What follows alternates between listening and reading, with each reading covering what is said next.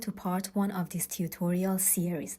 In this video, we're making the big, beautiful raffia bag you saw in the photos at the beginning of the video. The large size is very popular. I've sold the large one, but there's a smaller version here so you can get an idea of the design we're going to work on.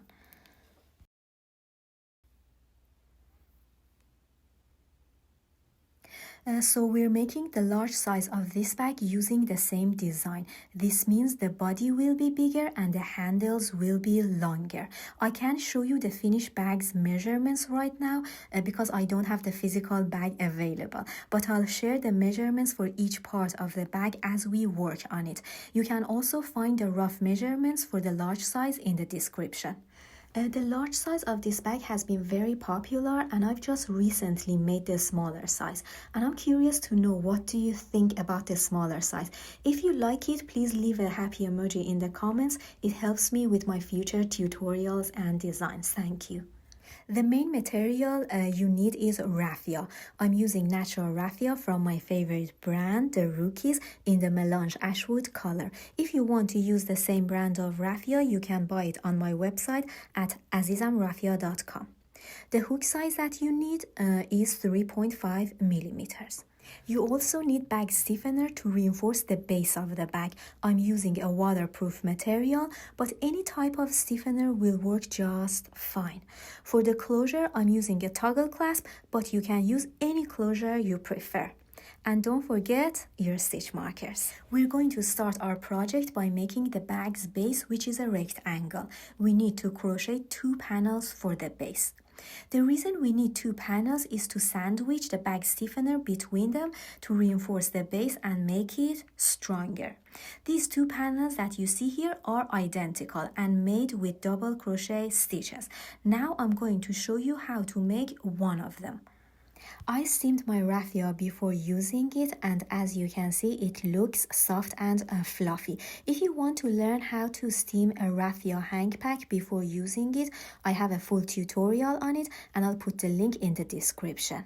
To make the base of the bag, you need to start with a foundation of 60 chains. As you can see, I'm using a stronger version of chains and not simple chains. If you don't know this technique and you want to learn how to have a stronger foundation, I have a full tutorial on it. The link will be in the description. Once your foundation is ready, the rest is simple. The base is made using all double crochet stitches. A technique that might be new to you is that I start all of my rows from the right side. This means when I get to the end of the row, I don't need to turn my work over because I keep my working yarn on this side, so I can start all of my rows from the right side. This gives my work a more consistent and neat look. I call this technique the traveling yarn technique. If you're new to it and you want to learn more, I have a full tutorial on it, and I'll put the link in the description. Alright, before starting the double crochet stitches, I'll place a stitch marker in the last chain of the foundation, here. This chain can get hidden as we work, so the marker will help us keep track of it. Now hold your foundation like this, alright, and chain 2, 1 and 2. These 2 chains will act as the first double crochet of the row, like your turning chains.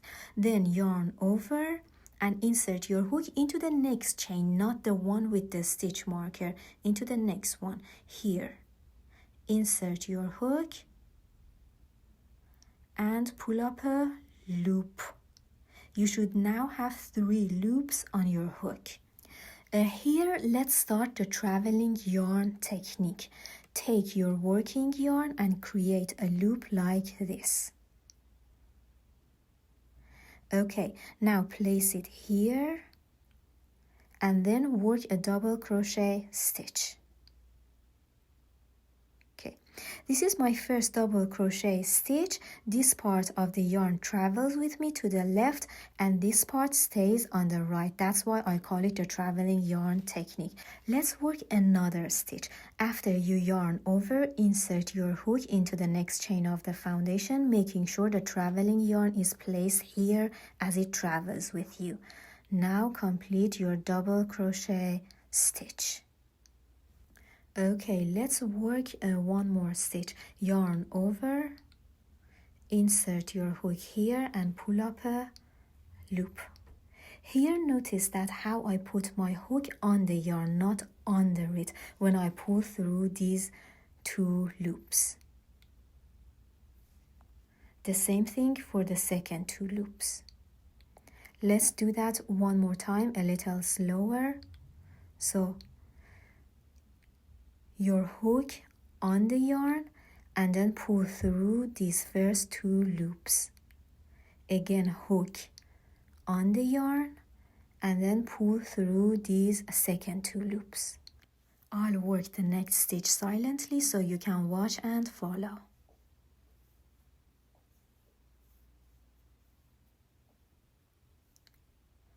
Alright, I worked a few double crochet stitches here. As you can see, I've kept my working yarn on the right side. If your yarn on the left side gets shorter, you can easily pull it to make it longer, like this. You can make it as long as you want. Great, keep working the same way until you get to the end of the row. I reached the end of the row and here I want to show you how to finish it. So insert your hook into the last chain of your foundation here. Make sure that your traveling yarn is placed on your hook like this. Then use your working yarn and pull up a loop here. Then pull your yarn through this loop. And you will have something that looks like a chain. Then pull your yarn through these two loops at the same time, and here you have something that looks like two chains at the end of your row. And if your loop on this side is big, don't worry about it, because you can pull your raffia on the other side and the loop will disappear. Great. Remove your hook and put a stitch marker here. We just finished row 1 and we're ready to begin row 2. Thanks to the traveling yarn technique, our working yarn is already on the right side of the work, so we can begin row 2 from the same side we started row 1. Okay, here we have the stitch marker into this chain of the foundation. Alright, and then we started row 1 with 2 simple chains. Do you remember? We need to insert our hook into the second chain here. So insert your hook here and pull up a loop. Then chain 2, 1 and 2 basic chains. Alright, now before we begin row 2, I want to show you where to insert your hook when working your stitches in row 2. You need to insert your hook here under these 2 bars.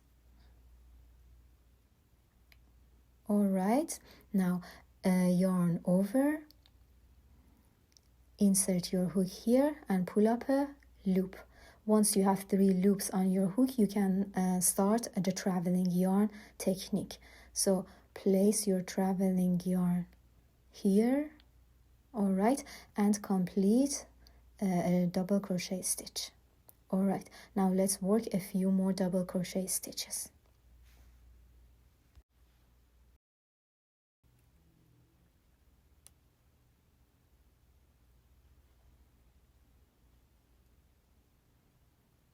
Alright, here I want to share a tip with you to make your double crochet stitches look nice when working with raffia. When you do the yarn over, make sure that raffia is flat on your hook if you want consistent and nice looking stitches. Raffia flat on your hook.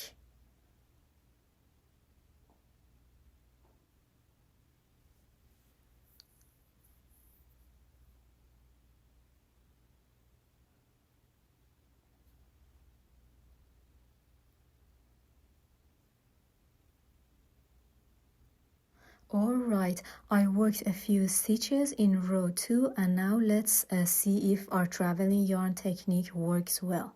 Perfect. Keep working like this until you get to the end of the row.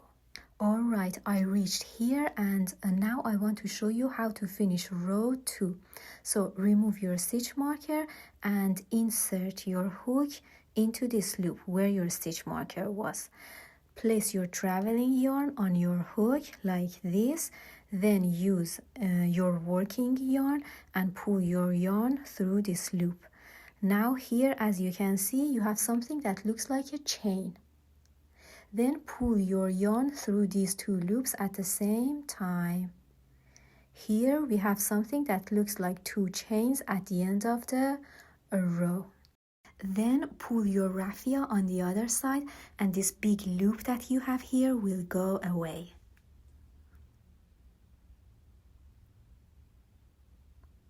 Great. Remove your hook and put a stitch marker here.